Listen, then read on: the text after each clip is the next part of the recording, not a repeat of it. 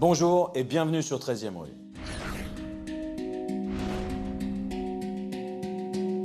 Tout l'été, nous allons vous raconter les destins hors du commun d'hommes et de femmes pour qui la réalité a dépassé la fiction. Ce sont des personnages de talent exceptionnels mais aux égos surdimensionnés et qui ont tous un jour basculé dans l'illégalité. Ce sont des criminels d'un nouveau genre. Des criminels 2.0.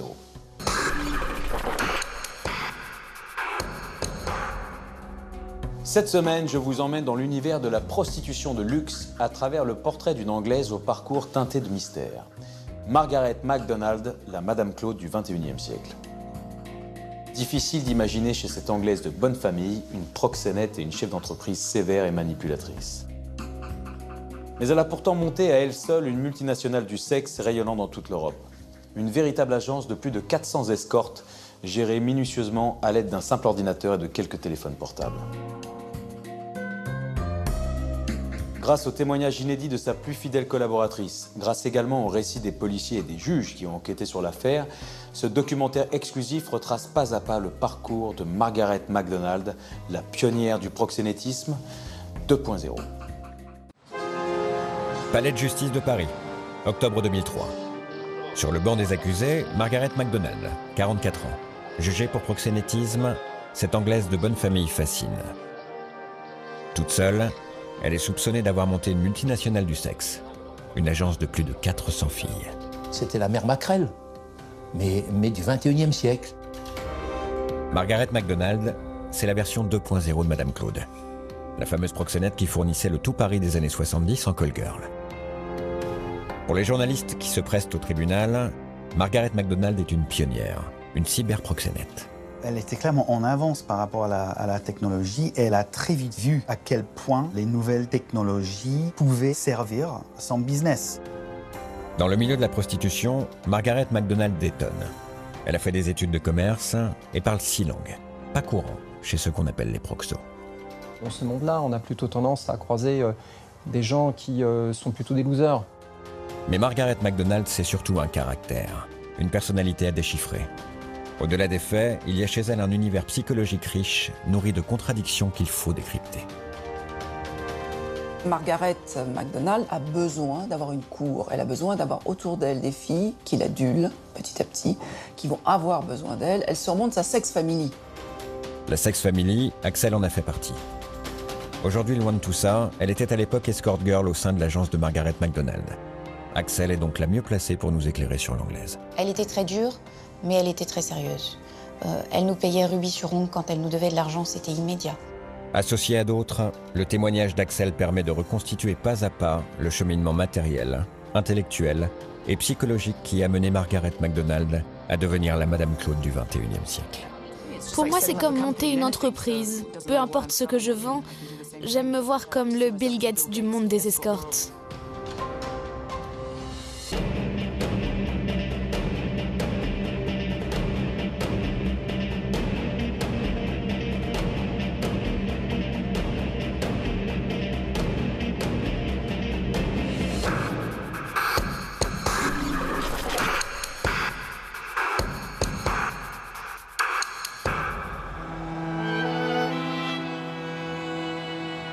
Pour partir sur les traces de Margaret MacDonald, il faut se rendre en Angleterre. Retrouver les lieux, l'atmosphère de l'enfance. C'est ici, sur les bords de la Tamise, que grandit celle qui n'est encore qu'une petite fille modèle, dans la pure tradition britannique.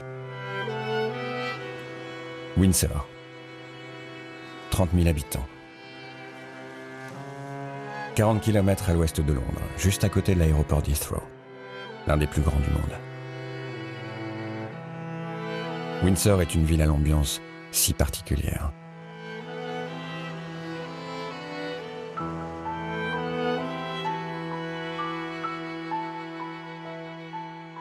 Windsor, c'est une ville bourgeoise, on peut dire. C'est un lieu assez chic. Je pense à bien à comparer avec Versailles ou à Fontainebleau.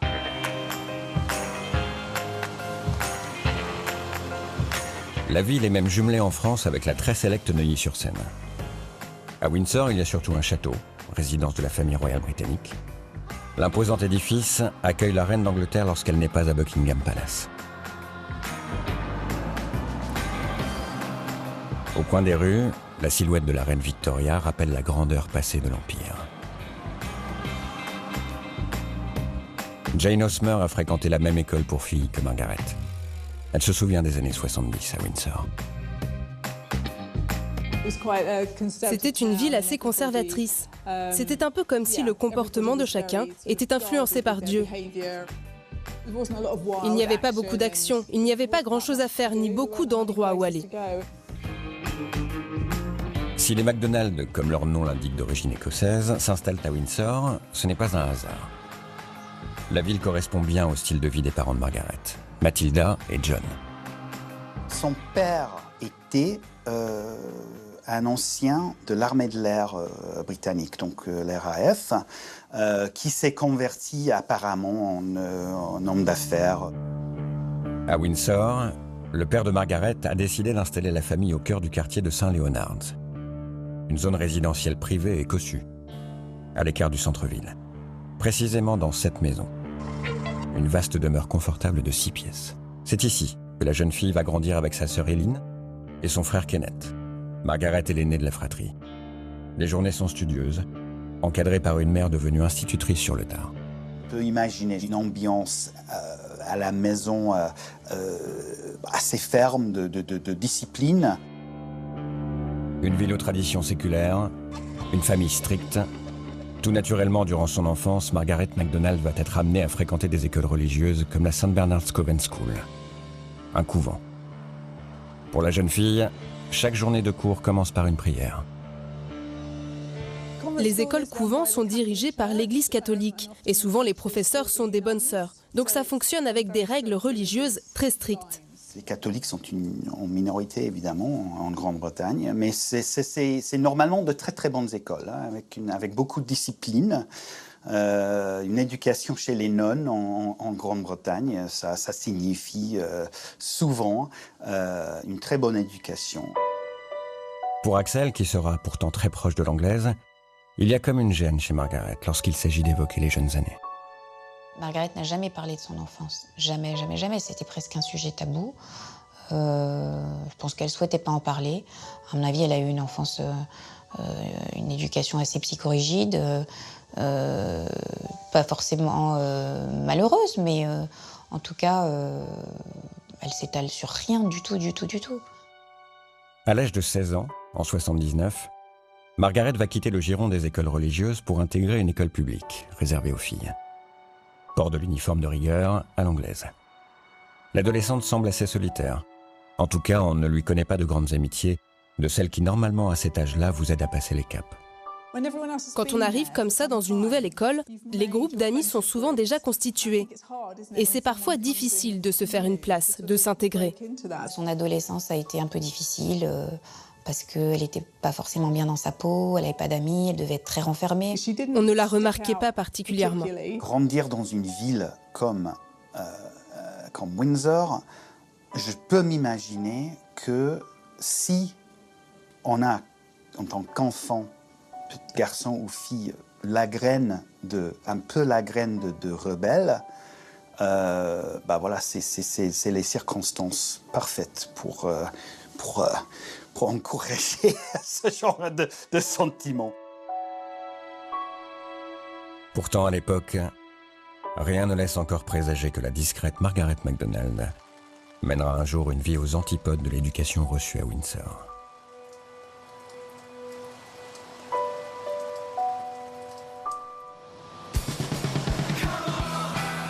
Londres. Fin des années 70. Margaret a 20 ans. Dans ces années de rébellion punk, la jeune femme choisit plutôt de s'émanciper par les études. Margaret prend sagement le chemin des bancs de la fac, la Polytechnic of Central London. Commerce, gestion, c'est la voie qu'elle choisit, du très classique.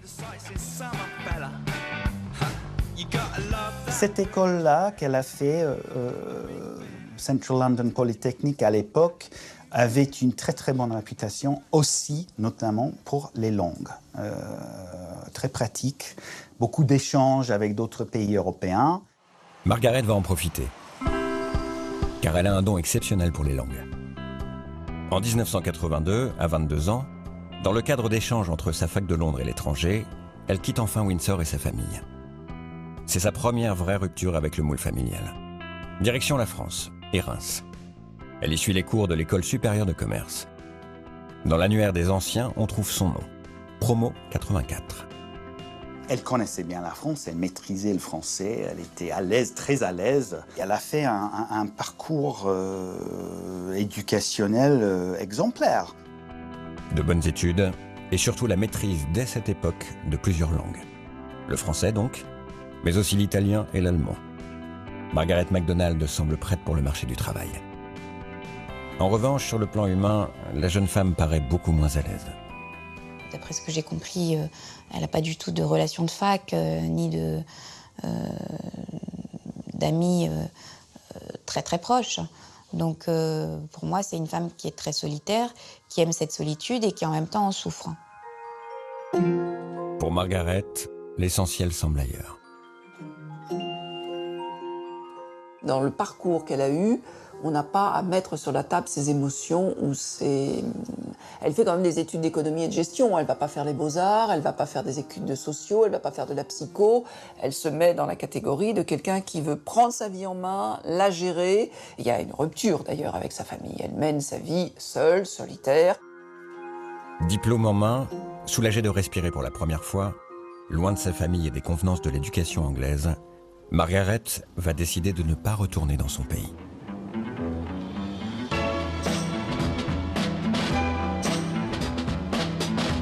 Les lumières de l'Italie attirent la jeune diplômée, notamment celle de Milan, capitale économique à la fois industrieuse et branchée. C'est là-bas que Margaret décide de se lancer dans la vie active. Elle postule dans le secteur du marketing. 6 années à se chercher, à se confronter à des emplois qui semblent au final la décevoir, autant sur le plan du contenu que du salaire. Nous sommes à la fin des années 80. Margaret va sur ses 30 ans. On sait qu'elle a fait toute une série de boulots, typiquement de jeunes diplômés, comme on dit, des graduate jobs, mais qu'elle n'en a gardé aucun. Donc elle n'a pas avancé, elle n'a pas progressé. Apparemment, elle a été virée de plusieurs de ses boulots. Elle ne supportait pas d'avoir un patron sur le dos, elle ne supportait pas d'être commandée. À mon avis, les gens ne la gardaient pas. Elle était en période d'essai et puis elle n'était pas gardée parce qu'elle était insupportable. Elle avait un caractère épouvantable. Épouvantable. Malgré tout, Margaret veut encore y croire. Après avoir perdu un énième job à l'aube des années 90, elle passe une annonce dans le grand quotidien américain, l'International Herald Tribune, proposant ses services comme secrétaire de direction ou assistante personnelle. Elle se rêve gérant le planning d'un capitaine d'industrie parcourant à ses côtés la planète en jet privé. Elle avait tout pour réussir dans une carrière un peu plus normale, un peu plus typique. Il y aura 20 réponses à l'encart de Margaret. Mais pas vraiment ce à quoi elle s'attend. Dans le très sérieux Herald Tribune, les annonces de recherche d'emploi côtoient celles qui proposent les services particuliers de jeunes femmes. Visiblement, cela donne des idées, car sur les 20 réponses, 19 hommes vont appeler Margaret en lui proposant de la payer comme escort girl. Autrement dit, prostituée de luxe. Ce terme escorte, ça a toujours été évidemment très ambigu. Et on peut dire que c'est précisément parce que c'est ambigu que c'est une expression d'origine anglaise. Ça cache quelque chose. Ça veut pas dire son nom. C'est quoi une escorte par rapport à une pute? Bon, qui est un mot que j'aime pas beaucoup, moi. Alors, l'escorte, c'est le haut de gamme de la prostituée. C'est-à-dire, c'est la fille qui va pas passer une demi-heure ou un quart d'heure avec toi dans une voiture ou dans un fourré ou dans un sous-sol. Tu vas passer au moins 1 heure avec elle, sinon une nuit, voire un week-end. Ça, c'est une escorte. À l'époque de l'enquête sur Margaret MacDonald, Patrick Ivard est le numéro 2 de la BRP, la brigade de répression du proxénétisme. Les escortes, il en a vu défiler au 36 quai des Orfèvres. On met un mot anglo-saxon pour habiller une activité qui est vieille comme le monde, paraît-il le plus vieux métier du monde. Et en fait, quand on est escorte, déjà pour la prostituée, c'est pas tout à fait le même boulot. On est escorte. Ça suppose qu'on offre une prestation qui n'est pas qu'une prestation sexuelle. Et on prétend qu'on est accompagnatrice, on accompagne des hommes d'affaires dans des dîners d'affaires le soir. On prétend qu'on est traductrice et qu'on parle plusieurs langues. Ça habille un petit peu le métier, mais au fond, ça reste la même activité quand même. Margaret est surprise, estomaquée même par les réponses à son annonce. L'amertume s'installe chez celle qui n'a encore jamais vraiment vécu une longue ou belle histoire. La jeune femme est loin d'imaginer que cette mésaventure de la petite annonce va bouleverser et déterminer la suite de sa vie.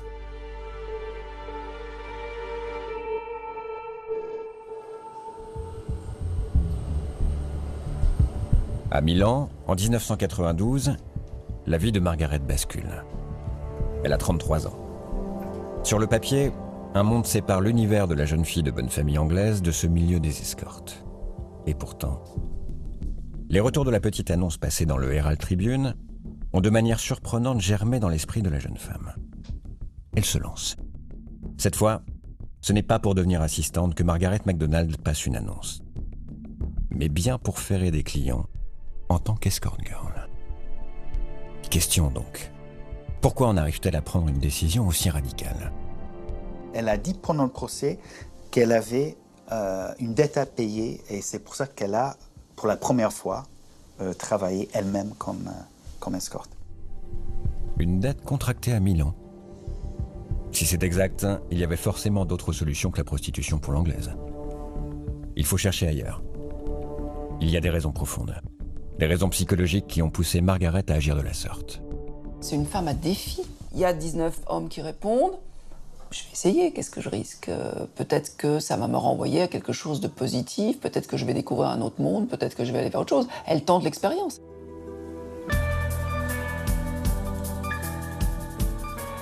Il y a papa qui est militaire, il y a certainement une éducation très rigide, il y a une vengeance. Il y a une vengeance sur l'éducation. Ça a été resserré, j'ai envie que ça explose. C'est quand même aussi soit l'acte de quelqu'un qui est véritablement désespéré ou de quelqu'un qui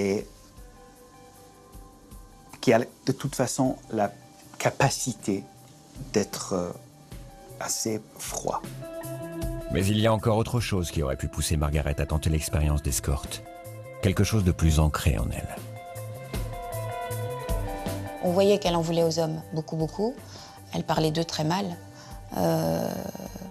Que c'était tous des connards, que de toute façon, il fallait que pour nous avoir, il fallait qu'ils payent et que c'est tout ce qu'ils méritaient, etc., etc. Elle parlait d'un homme dans une piscine dont elle avait été très amoureuse. Je crois je me demande s'il n'était pas professeur, cet homme-là. Il y a eu un Allemand aussi à une époque, mais ça a été très bref. Elle ne s'étendait pas et elle n'avait pas envie de s'étendre dessus. On sentait que c'était quelque chose qui l'avait beaucoup blessée. Comme moi, elle a subi un épisode amoureux très très malheureux et dont elle s'est certainement pas remise. Une rancœur tenace envers la jante masculine donc. Mais aussi fort soit ce ressentiment, en quoi monnayer ses charmes permettrait-il de se venger? Axel, sur ce point, comprend parfaitement Margaret MacDonald. J'ai vécu comme Margaret 2 histoires très très dures, 2 histoires d'amour. Mon premier amour notamment. Et puis une autre personne que j'avais rencontrée sur Air France qui m'a beaucoup déçue, qui je pensais beaucoup amuser avec moi. Et au final, j'en ai eu marre. Je me suis dit que de toute façon, je méritais pas ça et que moi, il fallait me mériter. Et elle pensait la même chose, que les hommes, il fallait qu'ils nous méritent. Et que donc, pourquoi se donner gratuitement pour au final être malheureuse et être jetée. Donc, comme elle, j'ai pensé à un moment donné, inconsciemment, qu'il fallait faire payer les mecs. De nous avoir fait du mal et de pouvoir jouir de nous, si vous voulez. Dans les 2 sens du terme.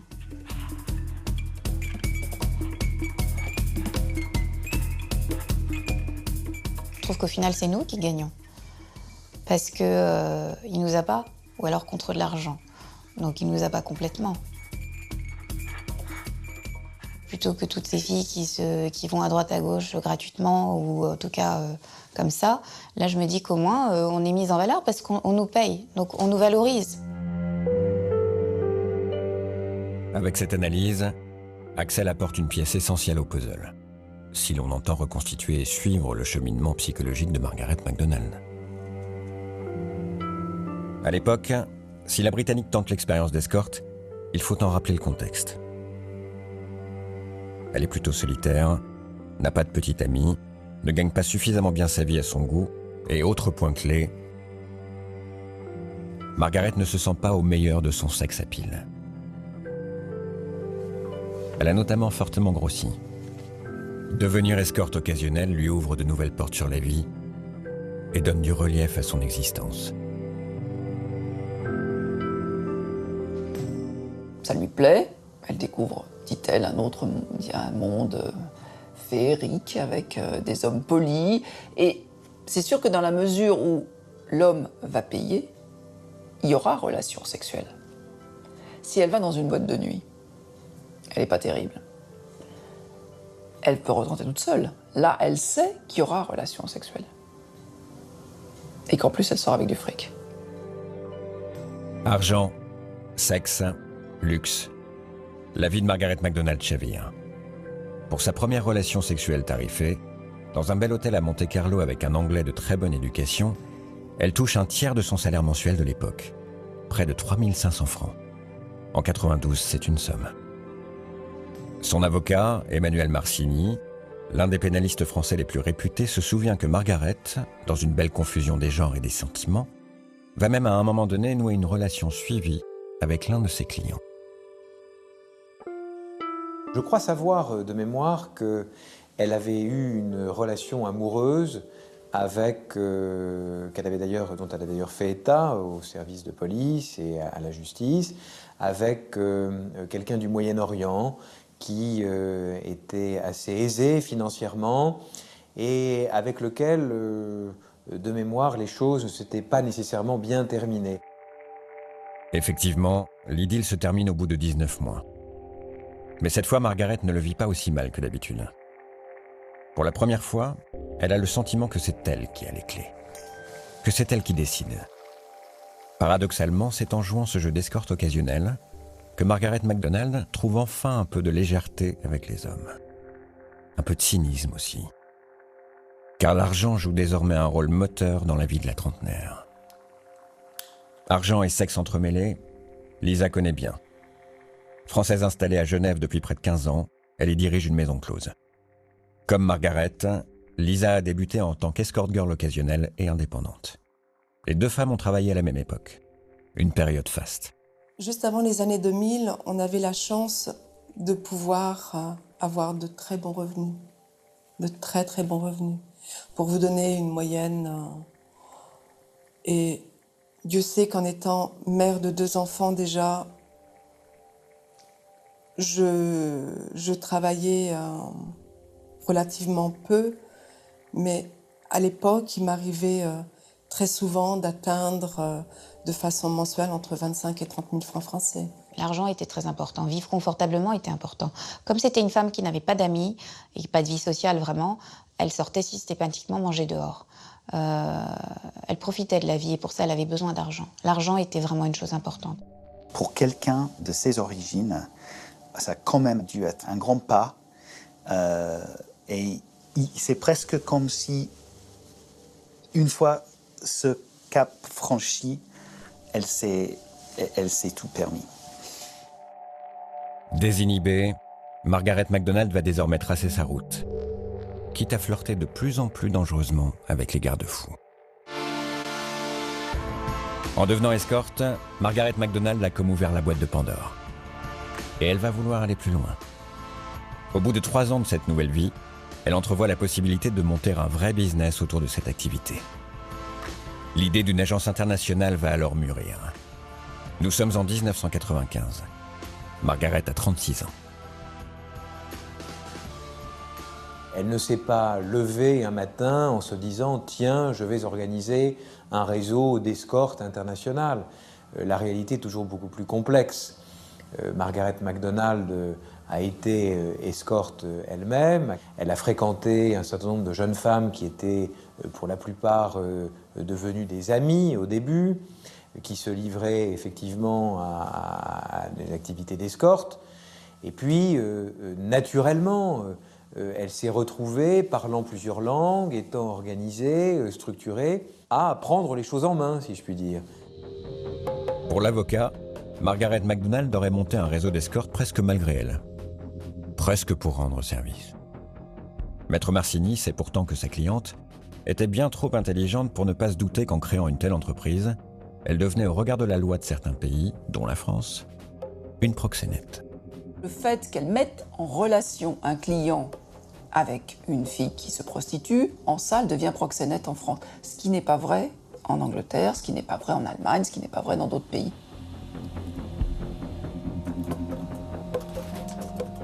Margaret, elle rentre dans ce milieu-là. Elle a des études d'économie et de gestion derrière elle. Donc, elle va se servir de tout son background pour monter une entreprise. Alors, elle aurait pu faire une entreprise d'immobilier, elle aurait pu acheter des œuvres d'art. Elle va choisir des filles pour les revendre et faire l'argent dessus. Pour vendre, il faut trouver des clients. Margaret connaît la manip et sait qu'elle peut compter sur les annonces de l'Herald Tribune, un journal distribué aux 4 coins du monde. La petite annonce, c'était, il y avait un petit encart en noir et blanc, High Class Escort Service, pour gentleman, for smart gentleman, un truc comme ça. Donc un numéro à Londres, en tout cas elle avait une puce anglaise, donc ça faisait plus chic certainement. Et puis une heure, service d'1 heure ou de 2 heures pour vous accompagner à vos soirées et vos dîners. C'est tout. Avec une annonce, Margaret fait d'une pierre deux coups. Car le numéro qu'elle donne sert également aux filles qui veulent travailler pour l'agence, comme Axel. J'étais hôtesse de l'air pour une compagnie japonaise qui nous payait très très bien. Et c'était un contrat à durée déterminée. Donc au bout de 5 ans, ce contrat prenait fin et il fallait que je postule pour Air France ou pour une autre compagnie. Air France m'a prise tout de suite. Seulement le salaire était diminué de moitié et j'avais pris l'habitude d'avoir un niveau de vie un petit peu élevé où je vivais très confortablement. Donc pour moi, quand je parlais à Charline, cette amie qui était chinoise, qui était très cultivée, qui parlait très bien le français, l'anglais, en lui disant « mais je ne sais pas comment je vais faire pour rester dans cet appartement parce que le salaire d'Air France ne me suffira pas ». Et c'est là qu'elle m'a parlé de ses... Elle me dit « mais pourquoi tu ne deviendrais pas escorte ?» J'ai dit « mais escorte, qu'est-ce que c'est ?» Elle me dit « t'accompagnes des hommes d'affaires, des hommes bien, etc. et tu gagnes de l'argent. » Et ça reste occasionnel. Donc pour moi, c'était top. J'étais toute jeune, toute fraîche. Moi, j'y connaissais rien. Donc j'ai effectivement acheté le Herald Tribune, mais je me doute pas du tout une seconde qu'il s'agit de prostitution de luxe, pour être honnête. Axel appelle donc l'agence. Margaret lui donne rendez-vous à Paris dans un café, près de la place de l'Étoile.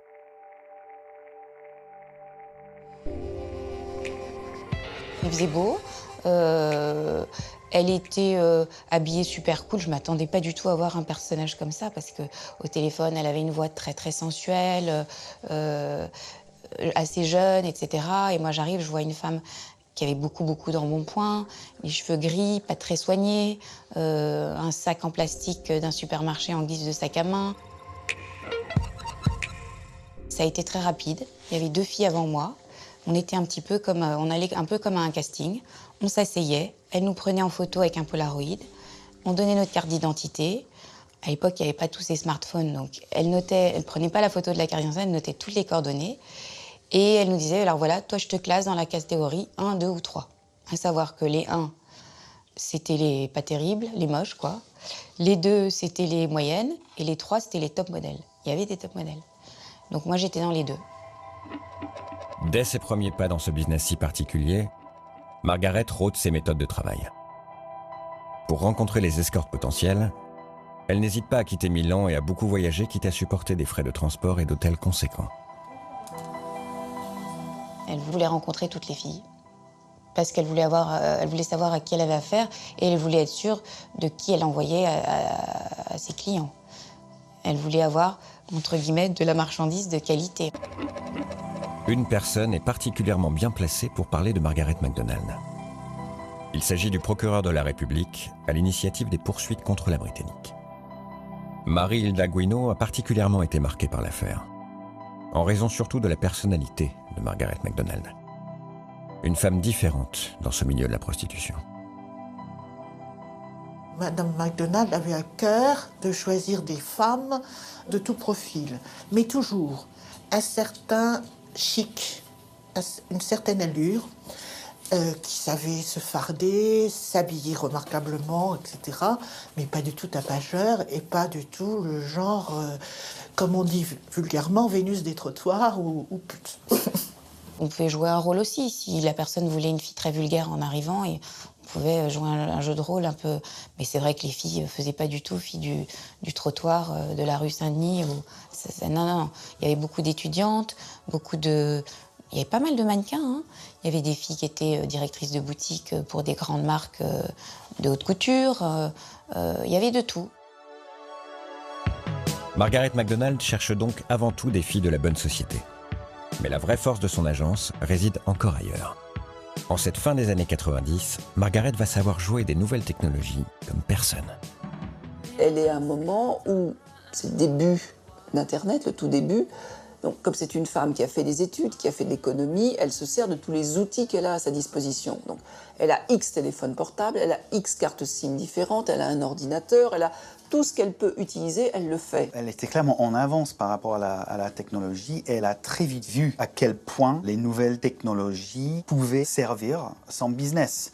Elle avait besoin d'être contactée facilement dans beaucoup de pays par des gens dans beaucoup de pays, et parfois de façon plus ou moins anonyme. Réactivité, discrétion. Concrètement, Margaret utilise plusieurs lignes de téléphone. Pour les clients, elle a notamment un numéro suisse, un italien et un britannique. Une autre ligne est ouverte exclusivement pour les appels des escortes. Et elle-même se réserve un téléphone qui lui permet de passer des coups de fil en numéro masqué. Techniquement, Margaret a visé juste. Les clients apprécient le mode de fonctionnement de cette agence dématérialisée. L'approche technologique couplée au savoir-faire commercial et marketing de la jeune femme fait mouche. Dans le milieu du proxénétisme haut de gamme, vu les tarifs qui sont pratiqués, autant séduire le client de façon à ce qu'il revienne une fois suivante pour solliciter d'autres filles. De ce fait, il est nécessaire de bien connaître sa clientèle. C'est la même chose dans les grands hôtels. Quand on a des grands clients qui arrivent, la chambre est quasi prête quand le client arrive. Avec ses goûts, on sait qu'il aime les roses violettes. Il y aura un bouquet de roses violettes. Qu'il aime les kiwis, on lui mettra des kiwis, etc. Tout ça est annoté, tout ça est le background. Bon. Et ça, elle y veille beaucoup puisqu'elle veut avoir une très belle clientèle. Mais c'est vrai que Margaret MacDonald, elle a poussé quand même la conscience professionnelle du proxénète jusqu'à des niveaux assez élevés, puisqu'elle arrivait à noter un certain nombre de choses sur ses clients, de façon à ce que le client, la fois d'après, soit satisfait. Margaret pouvait par exemple savoir que tel client espérait l'escorte en dessous noir et que tel autre ne jurait que par le blanc. Grâce à ce souci du détail poussé à l'extrême, au bout de 2 ou 3 ans, l'agence de l'Anglaise commence à se forger une bonne réputation. Le milieu de la prostitution est quand même un réseau qui est assez fermé. C'est très petit. Tout le monde se connaît. Même si, à l'époque, je ne connaissais pas les autres filles prostituées, je les connaissais indirectement au travers des clients que l'on pouvait se partager. Par rapport aux clients, c'était une femme qui était respectée. Alors, les clients, en gros,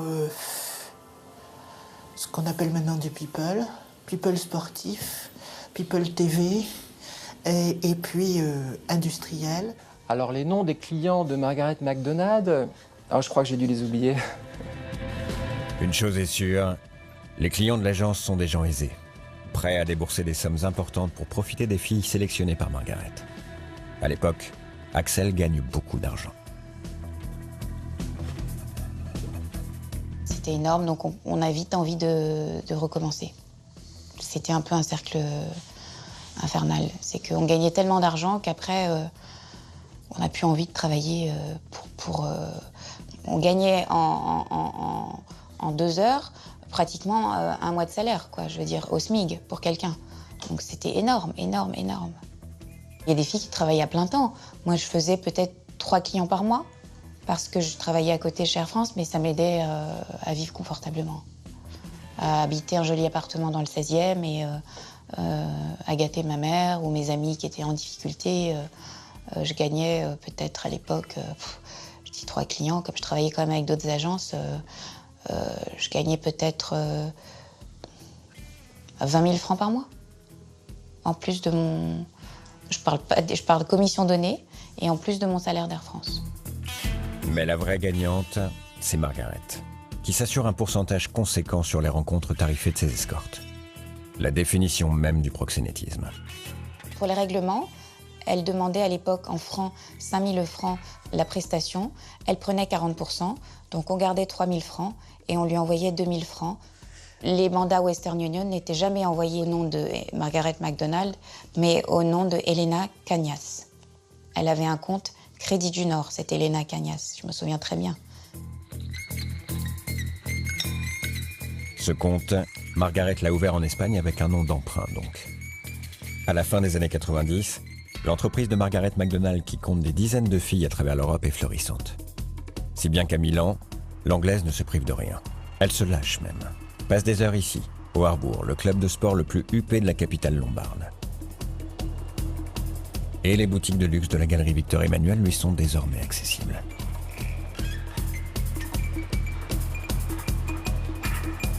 Margaret habite maintenant dans une belle résidence surveillée d'un quartier bourgeois excentré.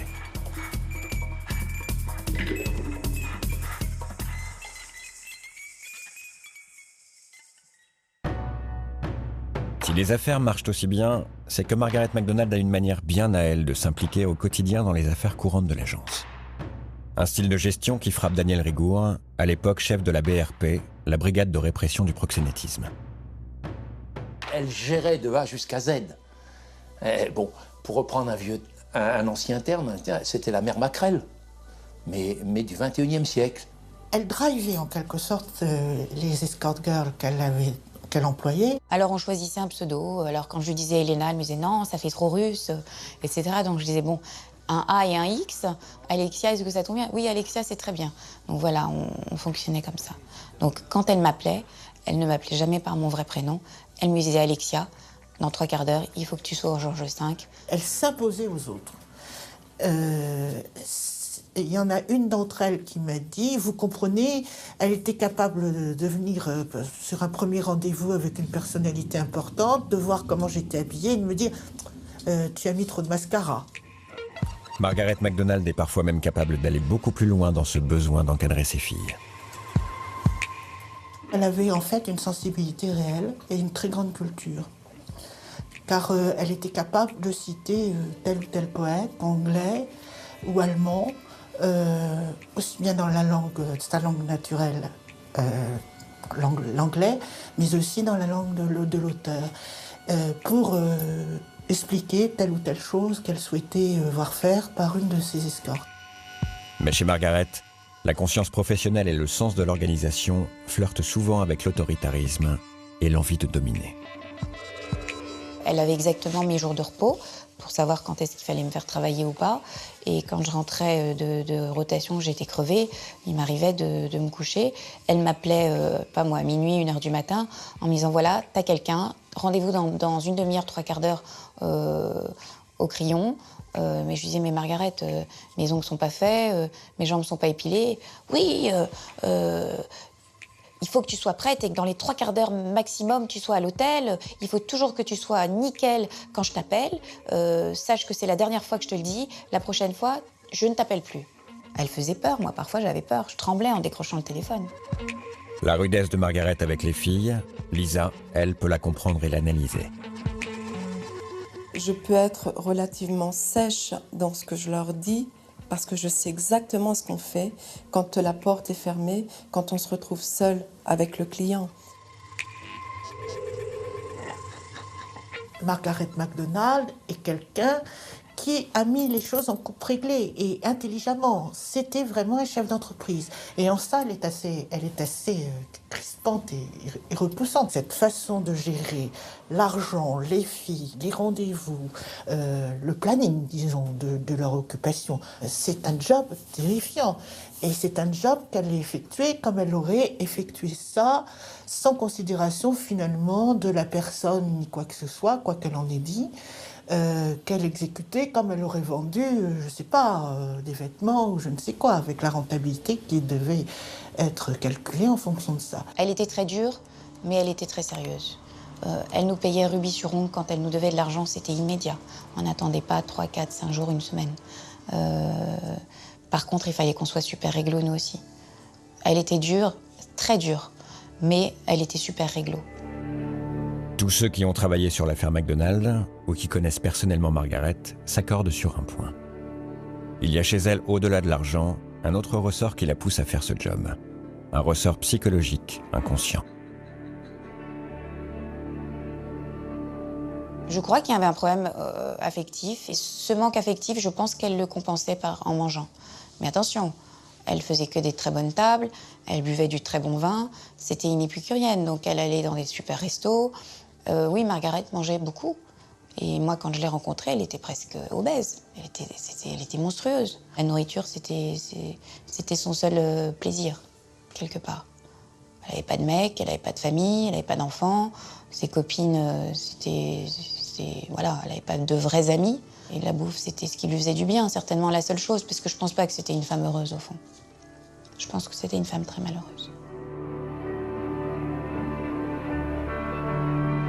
Je ne suis pas sûre qu'elle s'aime beaucoup, Margaret McDonald. Voilà. Donc, elle a énormément besoin d'être aimée, elle a besoin de compenser ce manque. Elle n'a peut-être pas eu des parents très aimants ou pas aimants comme elle aurait aimé.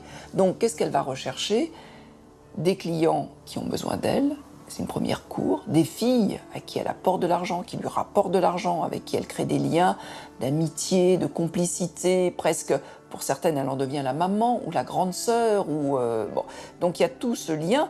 Pour une fille solitaire, c'est merveilleux, elle est au centre de la toile d'araignée qu'elle a tissée. Elle est la directrice de tout ça, le manager et aussi le conseilleur, je dis bien le conseiller, non pas le conseiller, parce qu'elle dit, attention, faut faire telle chose avec un tel, il faut le prendre de telle manière. Margaret est une femme qui, à l'époque où elle fait ça, fait une centaine de kilos, n'est pas spécialement apprêtée, et pour moi, elle va chercher des filles comme elle irait chercher des tableaux de collectionneurs, c'est-à-dire que c'est une fille qui collectionne. Et si on est collectionneur, on va aller voir les œuvres, on va les regarder, on va jouir de les regarder, de les toucher. Bon, elle fait la même chose avec ses filles. Pour moi, hein, Margaret a besoin d'avoir une cour. Elle a besoin d'avoir autour d'elle des filles qui l'adulent petit à petit, qui vont avoir besoin d'elle. Elle surmonte sa sex family. Hein. Elle a une forme d'assise, de préhension des femmes qui travaillent avec elle. D'abord parce qu'elle est, entre guillemets, un exemple. Elle a réussi. Et secondement, parce qu'elle leur facilite tout. Ces filles vont l'appeler fréquemment pour savoir si elles peuvent avoir du travail, si elles peuvent avoir de l'argent. Et elle leur fait gagner de l'argent. Elle en gagne beaucoup, mais elle leur en fait gagner. Et ça veut dire qu'elle a autour d'elle tout un tas d'amis, tout un tas de prostituées et des filles sublimes. Elle, qui n'est pas canon, elle s'entoure des plus belles filles. Moi, j'ai lu, à l'époque où je travaillais, sur Margaret, entre autres, qu'elle leur demande tout un tas de détails intimes des relations qu'elles ont avec leurs clients. Elle fait parler les filles. Bon, raconte-moi, ça s'est passé comment, qu'est-ce qui t'a fait, qu'est-ce qui t'a dit. Et il y a une certaine jouissance à écouter, parce qu'il y a un certain transfert. Elle se dit, mais moi, je pourrais y être aussi. Bon. Et elle a aussi une certaine attirance vers un certain nombre de ses filles. À l'orée des années 2000, l'agence est au maximum de son rendement. Margaret vient d'avoir 40 ans. Elle vit entre Milan et Athènes, où elle a également acheté un appartement. Margaret ne retourne que très rarement en Angleterre, comme si elle avait oublié sa famille. Elle s'est installée dans cette drôle de vie qui la transporte d'aéroport en aéroport, d'hôtel en hôtel, et travaille en solitaire.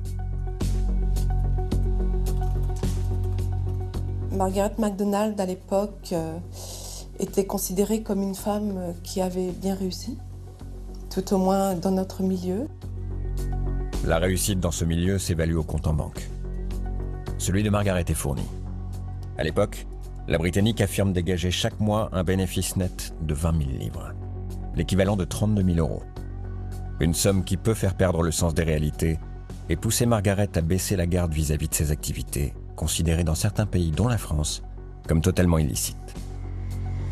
Elle tombe, Margaret, parce qu'elle est dans une telle impunité, dans une telle notion de pouvoir et de puissance, qu'elle se dit d'accord, la France, c'est rouge, il y a un warning dessus, c'est dangereux, c'est là où il y a des flics spécialisés, c'est très dangereux. Mais néanmoins, si je fais très gaffe, je peux y aller.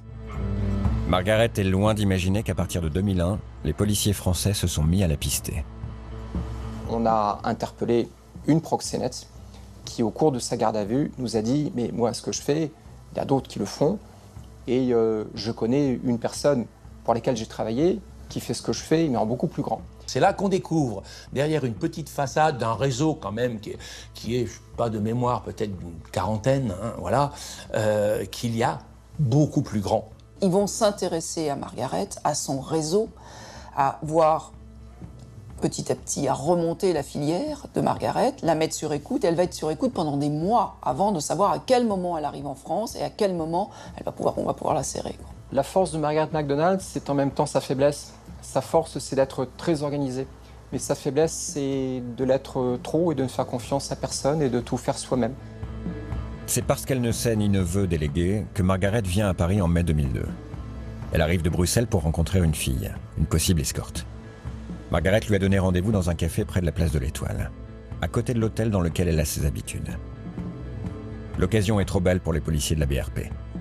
L'arrestation de Margaret MacDonald se passe tranquillement, sans cri, sans heurts. Dans la foulée, les hommes de Daniel Rigour perquisitionnent la chambre d'hôtel. Et pour eux, c'est le jackpot.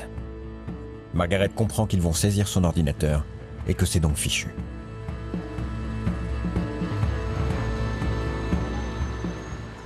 Elle faisait la tête quand on a pris l'ordinateur, parce qu'elle savait qu'on allait le décrypter et de l'analyser complètement. Margaret note absolument tout dans cet ordinateur. Chacune des passes de ses escortes y est répertoriée, et ce depuis près de 7 ans. Pour Daniel Rigour, cet ordinateur, c'est un don du ciel, presque inespéré. Il nous sort le listing donc de toutes les filles qui sont sous contrat avec Margaret MacDonald. Et il y en a plus de 400, 430 si j'ai bonne mémoire, et une vingtaine de garçons. Pour la brigade de répression du proxénétisme, la prise est énorme. Margaret est conduite dans les locaux de la BRP, au 36 quai des Orfèvres. Ce jour-là, je dois dire qu'elle est assez sonnée, assez marquée et assez abattue quand même. Le visage assez froid, ça c'est ce qui marque, hein. Je me souviens l'avoir croisé rapidement dans les couloirs. C'était pas quelqu'un de très engageant. Mais on peut pas demander non plus à des proxénètes qui sont en garde à vue d'avoir un visage engageant quand ils sont en garde à vue à la mondaine. C'est pas toujours possible, bien sûr. Elle dit, mais moi, je suis une businesswoman, c'est tout. Voilà, j'ai une agence, certes, je contacte des jeunes femmes et je les mets en relation avec des hommes qui veulent passer une soirée parce qu'ils sont en déplacement à Paris et qu'ils veulent de la compagnie agréable pour discuter, pour disserter ou pour présenter comme secrétaire de direction, voilà, s'ils ont un dîner d'affaires. Quand Axel apprend que Margaret est en garde à vue, pour la jeune femme, c'est à la fois une surprise et un choc. Quand j'ai su qu'elle s'était faite arrêter, j'étais à l'époque en Guadeloupe, en vacances, et je suis revenue sur Paris très vite, parce que c'est une femme qui, malgré tout, m'avait fait gagner beaucoup d'argent. Et quand j'ai appelé des copines hôtesses de l'air qui avaient pu bosser pour elle, et que je leur ai dit il faut l'aider, personne n'a été là. Margaret est conduite à la prison de Fleury-Mérogis. L'instruction se poursuit. La Madame Claude britannique, comme titrent les journaux, n'est jugée que 17 mois plus tard, le 23 octobre 2003. Ironie du sort, c'est le jour de son anniversaire. Margaret fête, si l'on peut dire, ses 44 ans. Pour nous, les correspondants britanniques à Paris à l'époque, ouais, c'était un bon moment parce que, d'abord, évidemment, elle était anglaise, elle était britannique, donc il y avait un certain intérêt de ce côté-ci de la Manche. Mais en plus, il s'agissait du sexe et de Paris. Donc ça avait tout pour plaire, cette histoire. Au palais de justice de Paris, c'est l'effervescence. Beaucoup de journalistes veulent raconter l'histoire de cette proxénète pas comme les autres. Cette maquerelle hors norme qui a fait des études et parle 6 langues. C'est vrai que c'est un profil parfois un petit peu atypique dans ce monde-là. On a plutôt tendance à croiser des gens qui sont plutôt des losers. Pendant le procès, Margaret adopte une attitude très théâtrale. Le procureur de la République se souvient de cette posture. Ce qui m'a beaucoup frappé, c'est effectivement son arrivée en blanc, cette espèce de... à la fois de laisser aller, mais d'affirmation d'elle-même. C'était la femme qui voulait être jugée, et pas autre chose. C'est pourtant bien la proxénète qui est jugée. Mais la procureure va effectivement prendre en compte la particularité du dossier. Casier vierge, pas de violence vis-à-vis des escortes, pas de traite d'êtres humains. Alors qu'elle peut aller jusqu'à 10 ans de réclusion, Marie-Hilda Guino n'en requiert que 6. Le tribunal condamne finalement Margaret MacDonald à 4 ans ferme et à l'amende maximum, 150 000 €. Margaret retourne en prison. Elle y a déjà passé 1 an et demi. Axel est alors son unique lien